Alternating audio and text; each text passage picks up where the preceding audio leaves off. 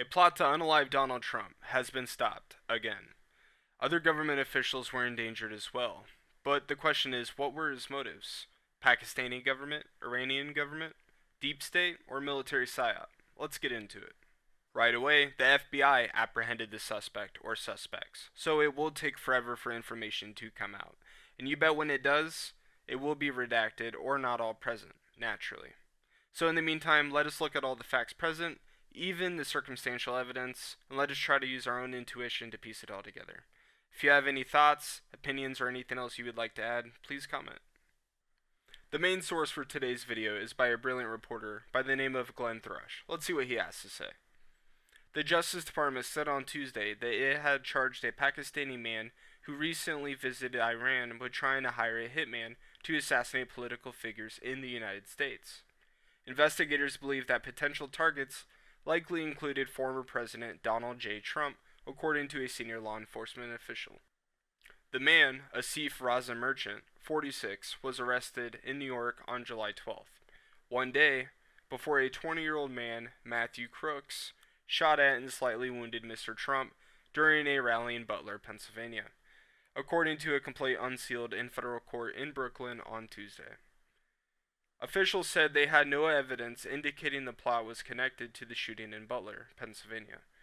But they said the arrest of Mr. Merchant, who had recently spent 2 weeks in Iran, had disrupted what they characterized as a far-ranging plot that also included seeking to steal computer files from U.S. officials. U.S. intelligence agencies were tracking a potential Iranian assassination plot against Mr. Trump in the weeks before the assassination attempt that prompted the Secret Service to enhance security for the former president before his outdoor campaign rally in Pennsylvania. It is not clear if the scheme made public on Tuesday precipitated those moves. Mr. Merchant orchestrated a plot to assassinate U.S. government officials and steal information on U.S. soil, prosecutors wrote in documents unsealed on Tuesday. After spending time in Iran, Merchant flew from Pakistan to the United States to recruit hitman to carry out his scheme.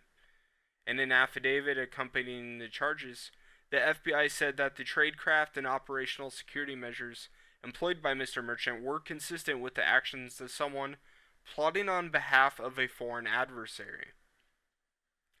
The agent likened Mr. Merchant's actions to the foiled plot by Iranian operatives to murder John R. Bolton, the former national security advisor under Mr. Trump, in revenge for the 2020 killing of Qasem Soleimani, a high-ranking member of Iran's Revolutionary Guards, in a U.S. drone attack in Iraq. The Bureau had been investigating Mr. Merchant for weeks before they arrested him as he attempted to leave the country from New York. They relayed details of the case to other federal agencies, including the Secret Service, said Representative Michael R. Turner. Mr. Turner also said that the failure of the Secret Service to protect Mr. Trump from an assassin's bullet is even more outrageous because they were aware of the potential threat and did not take sufficient steps to safeguard the former president. After arriving in the United States in April, Mr. Merchant contacted a person who he thought could help him carry out his plans, which also included organizing protest of American treatment of Muslim countries, which sounds a lot to me like the pro-Palestine rallies that have been occurring the last 2 years. Instead, his contact quickly told law enforcement officials and became a confidential informant. In early June, Mr. Merchant traveled from Texas to New York to visit that person and laid out a scheme that included targeted assassinations of people who are hurting Pakistan and the Muslim world, according to the informant. In early June, Mr. Merchant traveled from Texas to New York to visit that person and laid out a scheme that included targeted assassinations of people who are hurting Pakistan and the Muslim world, according to the informant. He offered to pay the person $5,000 as a down payment on a $100,000 fee, under the guise of a dyed-rug business. He also claimed to be a representative for other conspirators outside the United States, but did not specify who his handlers were. Mr. Merchant offered to channel the money through an informal network in Dubai or Istanbul, prosecutors said. The filings do not indicate if Mr. Merchant revealed whom he was working with, but he said that he had wives in Pakistan and Iran, and had traveled to Iraq in recent years.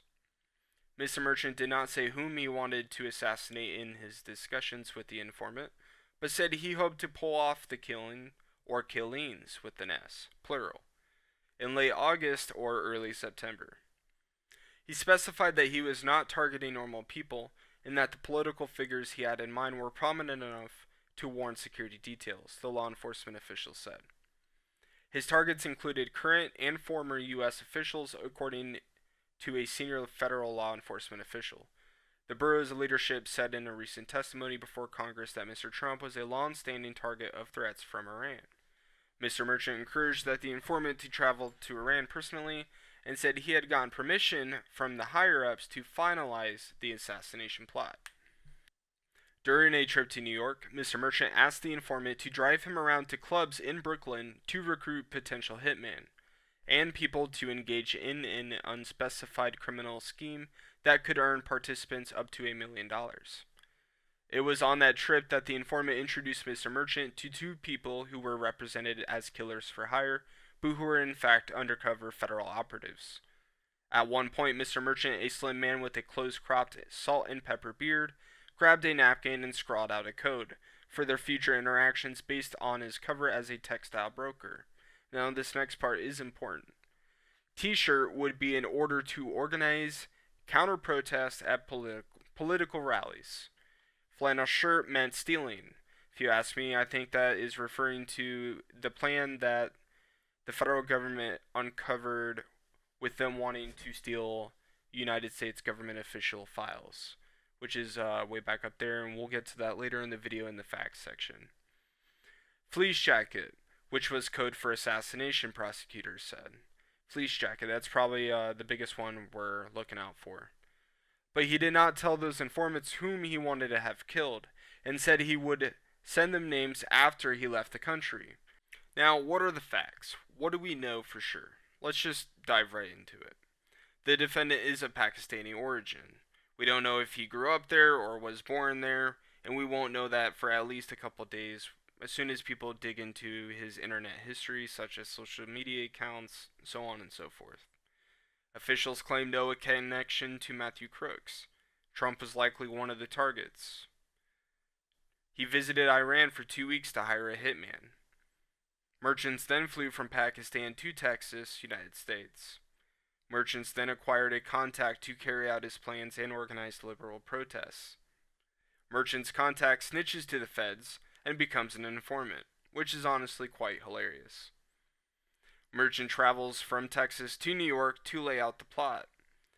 Then, Merchant offers $5,000 for a down payment on a $100,000 contract, in which he would channel the money in a network in Istanbul or Dubai.